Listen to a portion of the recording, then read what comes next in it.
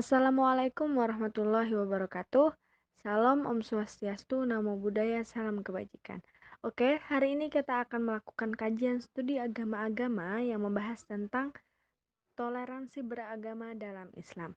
Dengan pemateri kita yaitu Ibunda Wardatun Nadiroh STHI M.Hum. Beliau adalah dosen tafsir di Fakultas Usuluddin dan Humaniora UIN Antasari Banjarmasin, peneliti kajian teks, sosial dan keagamaan, khususnya di bidang Quranik dan Banjar Studies. Beliau juga editor jurnal Khazanah Al-Banjari dan jurnal Ilmu Usuluddin, serta freelance editor dan translator. Bismillahirrahmanirrahim. Saya mulai ya. Assalamualaikum warahmatullahi wabarakatuh. Alhamdulillahirabbil alamin. Assalatu wassalamu ala asyrafil anbiya wal mursalin sayyidina Muhammadin wa ala alihi washabihi ajmain. Terima kasih pada moderator dan panitia yang telah memberikan kesempatan saya untuk mengisi kajian yang katanya bakal rutin, dan ini perdana. Langsung saja karena mungkin agak sulit saya sinyal di sini. Saya akan berbicara tentang toleransi beragama. Namun saya perlu kasih batasan sedikit bahwa karena basic atau background keilmuan adalah tafsir, maka saya akan berangkat dari kajian Al-Quran ya, Al-Quran dan hadis. Walaupun hadisnya mungkin kita akan paparkan saja nanti.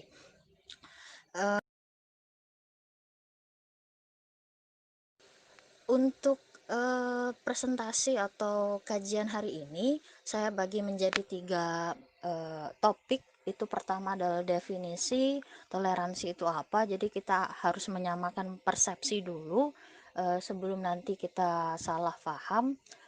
Kemudian toleransi beragama dalam Al-Quran itu seperti apa? Apakah memang terjadi perselisihan atau perdebatan terkait konsep toleransi beragama atau seperti apa?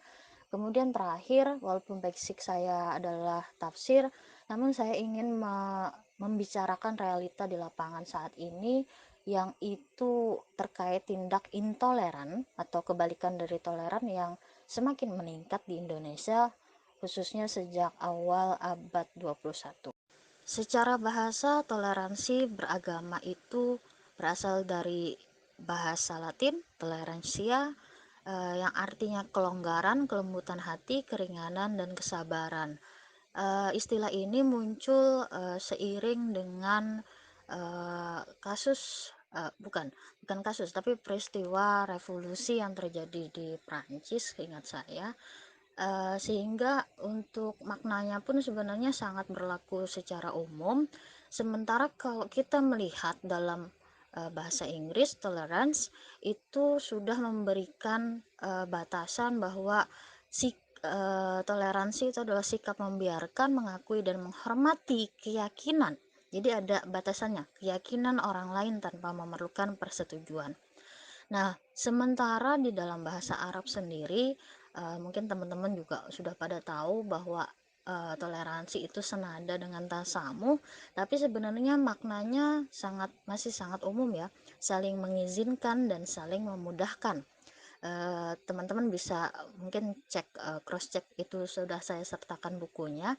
Nah, di KBBI sendiri, bahasa Indonesia sendiri, toleransi itu bermakna adalah bersifat, jadi tindakan ya, bersifat atau bersikap menenggang, menghargai, membiarkan, membolehkan, tenggang rasa kata kita.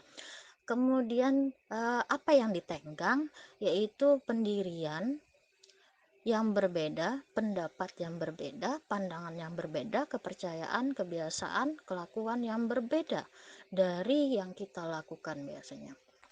Secara terminologi saya carikan dari Michael Wasler. Eh, Katanya toleransi itu sebuah keniscayaan dalam ruang publik dan individu yang mana harus terjadi, wajib terjadi demi membangun hidup damai di antara komunitas yang memang berbeda latar belakang, sejarah, kebudayaan, kondisi sosial, geografisnya, dan lain-lain ya. Kemudian kita akan juga ambil dari Pak Johan Effendi. Ini beliau adalah orang Kalimantan Selatan yang menasional, walaupun beliau sudah wafat. Pak Johan mengatakan bahwa toleransi itu adalah sikap menghargai terhadap kemajemukan. Jadi juga masih berlaku secara umum, tidak hanya terbatas pada uh, agama saja. Namun dari definisi-definisi secara etimologi ataupun terminologi itu, saya kasih catatan atau simpulkan saja bahwa toleransi beragama itu adalah kesadaran, jadi sikap, ya, sikap sadar, kita sadar bahwa kita itu harus hidup berdampingan dan bekerja sama dengan umat agama lain. Selanjutnya akan saya ambil atau kita mulai diskusi dari kajian Al-Quran. Saya akan mulai dengan disclaimer-nya atau penegasannya, penegasan Al-Quran terkait adanya perbedaan yang kemudian meniscayakan atau mengharuskan adanya toleransi. Kita tahu bersama Quran surah Al-Hujurat ayat 13, teman-teman yang dari IAT ataupun yang hafal Al-Quran pasti sudah sering mendengar, ataupun yang mungkin teman-teman ya sering-sering baca terkait penciptaan manusia yang itu berbeda-beda bangsa, bahasa nanti, dan warna kulit sebagainya. Nah, silahkan dibaca di dalam PDF sudah ada, bahwa saya kasih catatan perbedaan itu adalah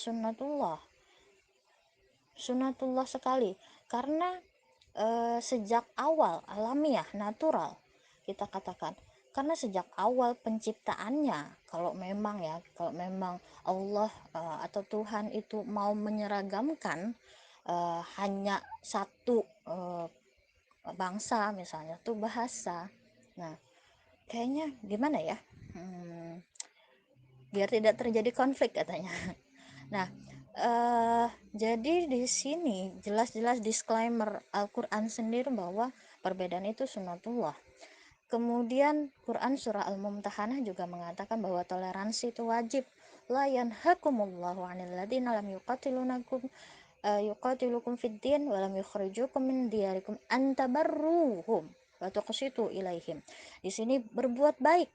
Jadi Allah tidak melarang kalian itu, kita pembaca, untuk berbuat baik dan berlaku adil, bergaul dengan mereka, selama di sini tidak ada ya mereka siapa, tapi ada batasannya, siapapun selama itu tidak membunuh, tidak saling apa ya, ya berseteru dalam masalah agama, dan juga tidak mengusir dari tanah kelahiran gitu.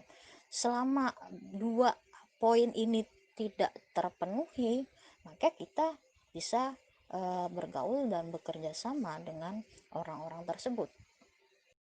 Kemudian model toleransi dalam Al-Quran itu ada 3 macam. Saya bagi di sini. Untuk ayatnya nanti akan ada penjelasan tersendiri. Pertama adalah kebebasan beragama. Nah, jangan salah ketika kita mengatakan kebebasan beragama, seringkali orang-orang mencampur adukannya dengan istilah sinkretisme. Hal ini sangat berbeda sebenarnya. Ketika kita menyatakan kebebasan beragama, yang dimaksud adalah bebas memilih suatu kepercayaan. Jadi pertama kita boleh memilih mau percaya apapun, agama apapun, tapi memang itu yang kita anggap, kita sebagai penganutnya menganggap paling benar dan membawa keselamatan. Dan poin selanjutnya adalah tanpa ada paksaan dari pihak apapun, dari pihak siapapun, apapun. Uh, Kemudian di sini nanti akan kita bicarakan Quran surah Al-Baqarah, la ikraha fiddin, yang seringkali dipertentangkan ya, dengan inna dina indallahil Islam gitu. Kita akan lihat nanti Quran surah Yunus ayat 99 sampai 100 dan Quran surah Al-Kahfi ayat 29 yang menegaskan bahwa semua orang bebas beragama, memilih itu bebas, memilih agama mau menganut apapun. Kemudian dan bahkan seorang nabi pun nantinya hanya akan mampu untuk berdakwah, tidak bisa memaksa. Model toleransi selanjutnya adalah eh, sikap penghormatan terhadap penganut agama lain. Nah, di sini yang dimaksud menghormati itu bukan berarti kita mengikuti ritual ibadah mereka, uh, penganut agama lain, melainkan hanya menghormati bahwa oh kita berbeda, ada keragaman, ada perbedaan dalam ajarannya, tanpa kita sendiri itu memaksa oh agama kita paling benar, kalian harus ikut. Tidak begitu, karena nanti klaim kebenaran agama, universal truth of religion, itu sebenarnya kalau dalam teori agama-agama berlaku secara universal. Seluruh agama itu punya yang namanya claim of universal truth.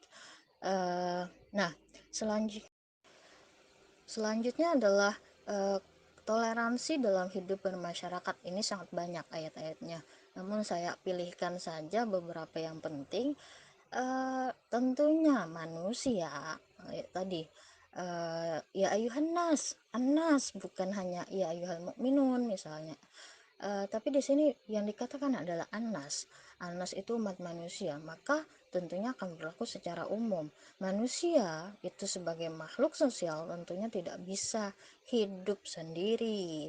Dia akan wajib harus hidup berdampingan dengan pemeluk agama lain, orang lain, untuk memenuhi seluruh hidupnya. Maka Al-Quran pun mengajarkan demikian. Quran Surah Al-Ma'idah ayat 5 terkait kehalalan sembelihan ahlul kitab, Al-Mumtahanah yang sudah kita bahas, Al-Hujurat ayat 13 juga kita sudah bahas, Ar-Rum itu sudah terkait Al-Sinatikum juga nanti akan kita baca, sudah ada di PDF juga. Ali Imran ayat 64 juga nanti kita singgung sedikit. Oke, selanjutnya saya akan masuk pada model pertama terkait kebebasan beragama dari Quran Surah Al-Baqarah ayat 256. Makna tematiknya adalah kebebasan beragama. Dari skemanya itu akan muncul larangan untuk memaksakan keyakinan pada orang lain, la ikraha fiddin, karena Allah menghendaki setiap orang itu merasakan kedamaian. Ketika kita beragama, maka yang dikehendaki oleh seseorang yang dengan sadar itu menganut agama tertentu sebenarnya adalah kedamaian itu sendiri. Dia ingin hidupnya damai. Namun ketika agama atau beragama itu dipaksakan, maka tentunya akan menimbulkan beragam masalah. eh, Selanjutnya adalah makna semantik. Bisa teman-teman baca makna semantik ini nanti berdasarkan konteks ayat, itu ada poin-poin yang akhirnya bisa kita simpulkan. Pertama itu tidak ada paksaan menganut agama, karena di sini menurut kita ya, karena telah jelas jalan yang lurus itu adalah Islam itu sendiri. Ini bagi kita sebagai pemeluk agama Islam. Kedua, keberagamaan harus didasarkan pada kerelaan. Ingat, beragama, Anda memilih Islam, itu harusnya Anda dengan sadar diri, saya mengaku Islam, saya dengan taat menjalankan ajarannya, maka niscaya kita pun akan merasakan ketenangan hati, uh, ya tanpa ada paksaan. Yang tentunya kalau dipaksa, sholat dipaksa misalnya, pasti rasanya tuh cepet-cepet, nah, kayak gitu. Nah, kemudian ada setiap orang dan pemerintah wajib menghormati hak orang lain dalam menentukan pilihan keyakinannya. Maka untuk poin ketiga ini sebenarnya kita pun sudah tahu karena diatur oleh Undang-Undang Dasar 1945. Quran Surah Yunus 99 sampai 100 itu berbicara kebebasan beriman. dalam ayat ini sebenarnya yang harus digarisbawahi adalah keimanan itu adalah anugerah dan kehendak Allah. Jadi nggak ada yang bisa memaksa. uh, Kita tahu ini juga nanti akan berlanjut ke Quran surah Al-Kahfi ayat 29 terkait Allah sebagai sumber kebenaran. uh, Teman-teman mungkin masih ingat bagaimana cerita kisah Nabi Nuh, kemudian kisah Lut, Nabi Lut, yang keluarganya itu tidak berhasil untuk didakwahi. Bahkan paman Nabi sendiri, paman Nabi Muhammad sendiri, menurut riwayat mayoritas itu mengatakan bahwa beliau meninggal dalam keadaan tidak memeluk Islam. Nah, artinya apa? Bahwa peran Nabi ataupun nanti mungkin kita yang bertugas berdakwah itu hanya bisa sebatas menyampaikan dan mengajak, tidak bisa memaksa, apalagi terus-terus uh, me, memaksa ya, ajaranmu salah dan lain-lain. Tidak bisa, karena lagi-lagi innal huda hudallah, karena hidayah itu milik Allah. Selanjutnya adalah terkait bagaimana Al-Quran mengajarkan penghormatan terhadap pemeluk agama lain. Di Quran surah Al-Hajj ayat 40 ini jelas bagaimana Al-Quran mengajarkan atau Islam mengajarkan umatnya untuk menghormati agama lain. Kemudian bahkan di Quran surah Al-An'am ayat 108 itu jelas-jelas dilarang menghina Tuhan mereka. Nah, Tuhan itu sebagai simbol simbol agama ya, simbol agama. Padahal saat itu hanya berhala kayak gitu, tapi itu pun dilarang menghina. Artinya apa? Bahwa uh, bukan berarti Islam itu mengakui Tuhan, keberadaan Tuhan mereka, Tuhan penganut agama lain, bukan begitu, tapi lebih pada jangan cari masalah deh kayak gitu. Hal-hal yang tidak berguna tuh nggak usah dilakukan. Karena apa? Kalau misalnya seseorang menghina, siapa sih biasanya menghina, oh kamu jelek, kamu jelek, pasti kan nanti akan menimbulkan dendam, lalu akan berlanjut perselisihan itu dan hanya akan menghasilkan kesia-siaan. Maka ini jauh sekali dari ajaran Islam kayak gitu. Selama kita dalam konteks sebagai penganut agama itu bisa menciptakan kehidupan yang damai, tenang, tentram antar pemeluk agama, antar sesama, maka itu lebih diutamakan dibanding uh, nanti kita apa ya, kita dalami di diskusi saja. Selanjutnya ada Quran surah Al-Kafirun. Saya pikir semua pasti familiar terkait larangan mencampur adukan akidah. Apakah menghormati, oh dia berbeda selesai itu termasuk mencampur adukan akidah? Saya pikir tidak ya, jauh sekali. Lakum dinukum waliyadin. Dalam hal agama, saya percaya bahwa agama saya paling benar, namun bukan berarti kita lalu menghinakan, mencela, atau jar orang Banjar menyambati agama lain, tidak begitu.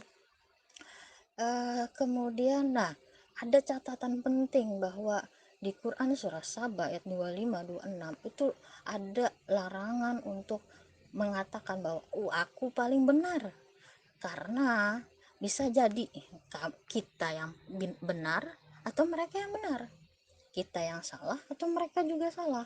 Nah, yang apa ya, eh, kesimpulannya sebenarnya gampang, biarlah Allah yang menjadi hakim untuk menentukan siapa yang benar, tapi nanti di akhirat.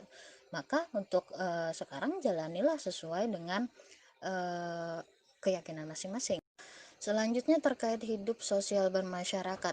Nah, dalam hal ini ada Quran surah Al-Maidah ayat 5. Jelas sekali ya dalam Quran surah Al-Maidah itu bahwa eh, orang kita sebagai muslim khususnya itu diperbolehkan untuk memakan sembelihan eh, ahlul kitab, bahkan menikahi perempuan ahlul kitab. Nah, kok bisa ya ahlul kitab itu siapa sih? Sekarang kan orang-orang berbeda pendapat, berdebat bahwa oh ahlul kitab itu tidak ada lagi. Oh ahlul kitab itu sudah habis sejak masa Nabi. Bentar, Al-Qur'an itu sangat membedakan orang kafir dengan ahlul kitab, ya. Tidak tidak pernah disamakan, walaupun kita tahu bahwa ahlul kitab itu memang ajaran-ajarannya pun mengalami penyimpangan, tapi Al-Quran Allah sendiri tidak pernah menyamakan. uh, oleh karena itu, apakah ahlul kitab, atau bisakah kita katakan bahwa non muslim sekarang itu bermakna ahlul kitab? Bisa, namun non muslim itu sebenarnya juga sangat luas nanti. Pada ayat ini sebenarnya Allah ingin menegaskan bahwa tidak masalah kok ketika kita bergaul kemudian memakan sembelihan mereka, selama bukan sesuatu yang diharamkan. Lagi-lagi itu catatan atau batasannya. Kemudian di Quran surah Al-Mumtahanah ayat 8 sampai 9 itu sudah tadi saya singgung di awal tentang terkait bekerja sama dengan umat agama lain. Di Quran surah Al-Hujurat ayat 13 juga sudah tadi bahwa perbedaan itu sunnatullah, adanya kemajemukan itu adalah sesuatu yang natural, alamiah, eh, dan telah dikatakan begitu dalam Al-Quran. Maka janganlah dicari-cari perbedaan itu. Nanti kita akan berlanjut di Quran surah Ali Imran ayat 64 bahwa dari segala macam perbedaan itu carilah pandangan yang sama, kalimatun sawa. Next, saya akan berbicara terkait realita di lapangan. Ketika kita berbicara realita, kita tadi ngomongin teori bahwa Al-Quran itu sebenarnya mengajarkan hal-hal yang baik, bahwa Islam itu adalah agama yang rahmah, yang penuh kasih sayang, mengajarkan eh, pengakuan akan adanya pengakuan akan adanya penganut agama lain. Namun ternyata pada realitas di lapangan, tindakan intoleran atau tidak toleran itu juga banyak. Di 2016 Setara Institut itu adalah yayasan yang memang bergerak di bidang kajian terorisme radikalisme, mencatat bahwa 3 daerah paling intoleran di Indonesia adalah Jakarta, Jawa Barat, dan Jawa Timur. Semua di Jawa ya. Dengan angka-angka yang bisa teman-teman lihat di PDF. Jadi saya tidak perlu menjelaskan. Nah, ini saya di sampingnya ada gambar yang menarik sebenarnya. Saya sengaja memasukkan itu karena banyak sekali realita di lapangan, atau enggak usah jauh-jauh, di dekat-dekat kita pun banyak. Berapa banyak sih mereka sarjana, mereka orang terdidik, sampai sarjana aja, tapi ya sarjana orang terdidik, tapi kenapa mereka dengan mudahnya mengkafirkan, bid'ahkan orang-orang, oh kamu murtad, oh kamu ahli neraka, hanya karena misalnya dia bukan beragama Islam, atau misalnya kayak kasus-kasus artis yang itu mereka apa keluar dari Islam. Wah, lalu masyarakat awam ini mengatakan, dia itu murtad dan sebagainya. Darahnya halal untuk dibunuh.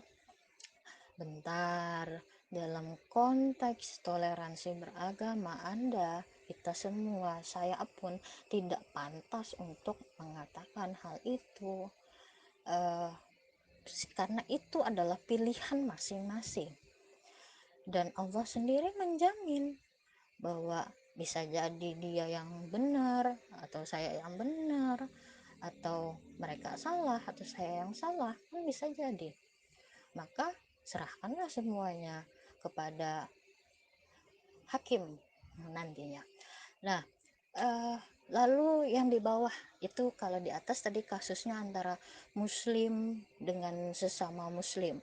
Kalau yang di bawah itu adalah, kalau saya lihat itu kaum agama lain yang dia mayoritas, namun mayoritas yang kemudian ya tadi melakukan tindak intoleran dengan menolak adanya masjid.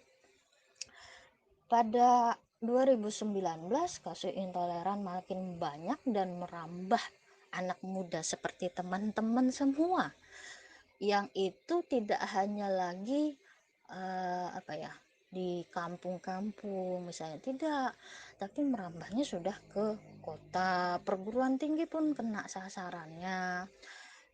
Di kampung misalnya, saya ada pernah menemukan di salah satu kampung ya, di daerah Kalimantan Selatan, saya sebutnya begitu aja. Mereka tidak mau apa menolak pendirian gereja. Hal ini disebabkan karena memang satu, mayoritas dari penduduk kampung tersebut adalah muslim. Nah, namun sebenarnya ketika kita berbicara masalah pembangunan rumah ibadah, itu memang harus ada syarat-syarat administrasi yang terpenuhi, misalnya berapa jumlah anggota keluarga agama tersebut, yang penganut agama tersebut di kampung tersebut, sehingga dia membutuhkan rumah ibadah. Kemudian di pergaulan ini juga sering kali kadang tanpa sadar kita lakukan, kita ya, saya juga anak muda, uh, kita hanya bergaul dengan muslim saja misalnya, oh kita hanya bergaul karena saya orang Banjar misalnya, dengan orang Banjar saja. Nah, ini sebenarnya sudah mengarah pada tindak intoleran. Kemudian pembelajaran di sekolah, di kampus yang sangat apa ya, guru-guru seringkali menekankan, mengajarkan paham eksklusivisme agama, bahwa agama Islam itu adalah agama paling benar, agama lain salah. Nah, ini yang diajarkan, dan itu kemudian akhirnya mendarah daging. Padahal kalau kita mau berbicara, Islam itu sangat inklusif sebenarnya. Kemudian di perguruan tinggi, saya 2017 terlibat dalam proyek penelitian apa namanya, radikalisme di kampus, di sekolah dan SMA dan perguruan tinggi saat itu di Banjarmasin. Nah, di sana kita, atau saya ada teman juga itu mendapatkan bahwa LDK, lembaga dakwah kampus, itu sangat apa ya, sangat mudah terpapar paham radikalisme eh, dan intoleran ini. Selanjutnya bisa dilihat, itu saya hanya menyebutkan saja bagaimana teori intoleran ala netizen, karena semua di sini saya pikir adalah netizen, pengguna net, nah, internet. Nah, yang ingin saya ulas sedikit adalah terkait sebuah penelitian yang dipublish di Tirto ID. Ini penelitian penulis yang dia meneliti terkait apa ya, posisi orang Kristen ya. Orang Kristen di mana mayoritas penduduk Indonesia adalah Muslim. Nah, dengan indikator pertanyaannya, Indonesia akan menjadi lebih baik jika tidak ada orang Kristen. Nah, orang Kristen berhak dipilih untuk menempati jabatan publik. Orang Kristen sering tidak jujur dan mementingkan diri sendiri. Sampai terakhir itu, Nah, ditemukan akhirnya dari penelitian 5 indikator ini, ditemukan bahwa provinsi yang paling tidak toleran adalah Aceh. Karena tentunya kita sadari sekali bahwa Aceh adalah mayoritas muslim dengan eh, ajaran muslim yang sangat kuat. Namun memang kalau saya terutama membaca bahwa Aceh itu ajaran Islamnya memang sangat kuat, namun masih sangat tradisional.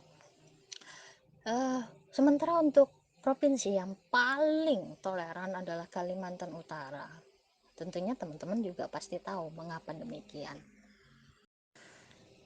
Dari keseluruhan itu, saya coba mengasih mungkin catatan saja sih sebenarnya, tidak ingin mengulas terlalu dalam karena saya pribadi bukan sosiolog atau antropolog yang kuat di bidang teori-teori sosialnya. Namun saya ingin ya berpandangan sedikit lah bahwa akar penyebab intoleransi di masyarakat kita, di masyarakat Indonesia khususnya, selain fanatisme agama tadi, bahwa mengklaim bahwa aku paling benar, agamaku paling benar, kemudian juga dipicu oleh pembacaan atau penafsiran terhadap ayat Al-Quran dan hadis yang sangat tekstualis. eh, ada faktor-faktor lain sebenarnya yang menyebabkannya. Pertama adalah mayoritanisme. Ini adalah posisi mayoritas dan minoritas ini sangat kentara sekali. Tidak hanya orang muslim yang jadi, saya singgung di awal tadi, tidak hanya orang muslim yang jadi mayoritas. Bagaimana perlakuannya terhadap minoritas, begitupun dengan agama lain, penganut agama lain yang misalnya saat itu mereka jadi mayoritas, maka akan terjadi juga yang namanya tirani mayoritanisme ini. Untuk selanjutnya adalah globalisasi. Pasti teman-teman mengakui semua bahwa informasi, kemudian apalagi beragam pengaruh itu sangat mudah masuk ke Indonesia akibat ya globalisasi tadi. Kita bisa mengetahui sesuatu yang terjadi di belahan dunia lain hanya dengan internet misalnya, dengan media televisi dan lain-lain. Nah, ini juga salah satu faktor yang mengikis nilai-nilai toleransi sehingga eh, ya masuk dengan mudah sikap, bukan masuk ya, tapi paham paham tersebut berbuah pada tindakan intoleransi. Selanjutnya adalah faktor sosial ekonomi yang ini sangat tidak bisa dilepaskan dari masalah sebagai penyebab akar intoleransi. Kalau teman-teman amati eh, masyarakat low class atau masyarakat menengah ke bawah itu lebih mudah tersulut. Nah, mereka harus diprovokasi dan sangat mudah sekali, eh, sehingga beragam paham intoleran itu dengan mudah masuk. eh, Hal ini sebenarnya ya tadi salah satu faktornya adalah karena pendidikan dan wawasan yang juga sangat sempit kayak gitu. Kemudian yang terakhir, dan saya pikir semua harus setuju ini, bahwa perkembangan media sosial itu mewadahi paham intoleran yang kemudian diterima oleh para, kalau Instagram followernya dengan tidak sadar atau sadar ya mungkin, Facebook pembacanya misalnya, dan lain-lain.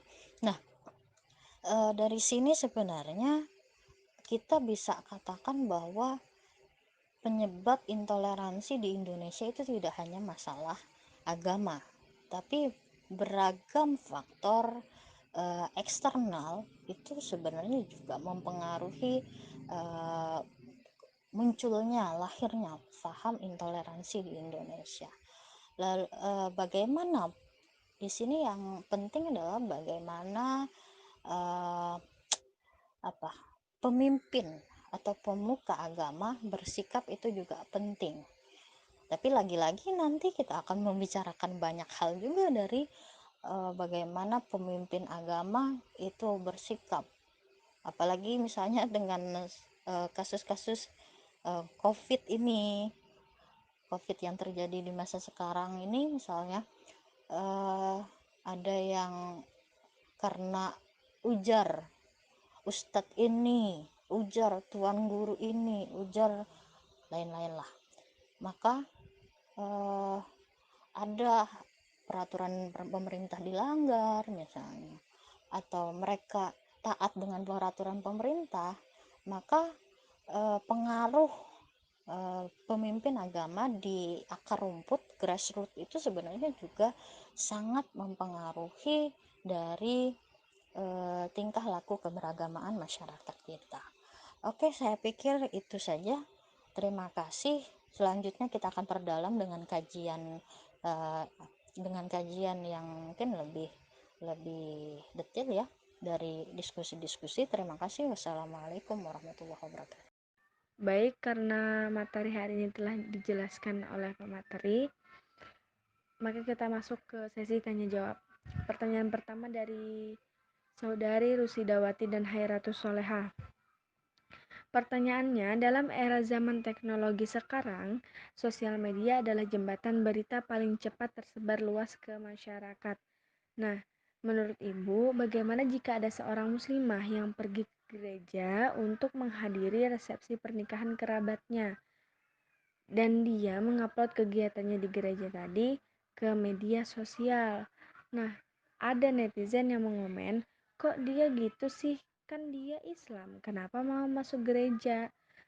Menurut Ibu, bagaimana menanggapi perlakuan yang bersifat menghakimi seperti itu demi menghindari perasaan sakit hati? Pertanyaan kedua dari Saudari Zain Akbar. Di sini saya melihat grafik toleransi di daerah Aceh minus. Padahal seperti yang kita ketahui bahwasanya di daerah sana itu mayoritasnya Islam. Dan bukankah Islam menjunjung tinggi toleransi beragama? Dapat kita lihat di Al-Quran, agamamu ya agamamu dan agamaku agamaku. Menurut saya itu anjuran kita bertoleransi. Nah, tetapi di Aceh sangat minus angka toleransinya. Yang menjadi pertanyaan saya, Bu, mengapa hal itu bisa terjadi? Oke. Pertanyaan ketiga dari Saudari Duratun Nafisah. Bagaimana mengatur hubungan dengan masyarakat yang beragama lain? Terima kasih untuk pertanyaan-pertanyaannya yang sangat menarik. Saya akan coba jawab untuk pertanyaan pertama dari Rusida dan Hairatus Soleha, terkait seorang muslimah yang pergi ke gereja mengikuti resepsi pernikahan kerabatnya lalu mengupload ke media sosial. Menurut saya pribadi ya, dengan kondisi masyarakat kita yang masih banyak, atau mau kita katakan middle class, yang itu pun masih sangat rigid pemikirannya, maka sebenarnya sangat tidak bijaksana ketika seorang muslimah itu mengupload ke media sosial, sementara harusnya dia menyadari betul bahwa media sosial itu sangat terbuka bagi umum. Semua orang bisa berkomentar dan tidak semua orang bisa bertoleransi, tidak semua orang memahami apa itu, apa sebenarnya yang terjadi karena hanya dilihat dari media sosial. Maka akhirnya ya itulah yang terjadi. Yang salah sebenarnya bukan netizen, kalau saya mau katakan ya. Hanya saja sang muslimah tersebut kurang bijak dalam menggunakan media sosial. Kalaupun misalnya dia memang mau mengupload ke media sosial buat nge-save katanya, oh numpang numpang simpan ya gitu. Nah, bisa kan pengaturannya itu di dikhususkan untuk tertentu saja atau private saja. Maka tadi di zaman sekarang yang mana bullying, kemudian eh, beragam sikap, eh, apa ya, serangan-serangan secara secara apa secara virtual itu sebenarnya bukan bukan kepada apa pihak yang menyerang duluan, harusnya lebih kepada kita sebagai pelaku awalnya. Tolonglah bijak dalam bersosial media, terlepas nanti dia hadir ke resepsi itu, ke gereja, kemudian orang-orang yang melihat kan tidak paham hal itu, dia juga tidak akan konfirmasi ke yang pengupload akun, oh kamu kenapa mengupload begitu, apakah dia bisa cross check, tidak. Itulah negatifnya dari sosial media tersebut. Selanjutnya untuk Zain Akbar, saya tadi menunggu-nunggu sebenarnya kenapa kok bisa ya di Aceh yang itu mayoritas muslim, kok bisa mereka tidak, angka intolerannya sangat tinggi. Pertama adalah saya pikir pertama bahwa kalau teman-teman ya, mungkin ada yang punya saudara atau teman atau kerabat atau kenalan ya orang Aceh, mereka sangat memegang Islam dengan kuat. Namun catatannya adalah Islam yang mereka pegang itu sangat tradisionalis, yang mana seluruhnya itu harus mengikut pada eh, apa kata teks secara tersurat. Maka Anda ke Aceh misalnya, terus jalan-jalan pakai rok mini saja, itu pasti akan setahu saya ditangkap polisi. Apa ya nama-nama petugasnya itu. Maka jangan heran ketika mereka ya tadi sangat tradisionalis, di mana lagi-lagi faham tradisionalis, beragam pemikiran Islam itu muncul. Ingat bahwa pemikiran Islam itu seringkali bukan Al-Quran yang mengatakan demikian, tapi hasil pemikirannya, hasil pemikiran manusianya, umatnya.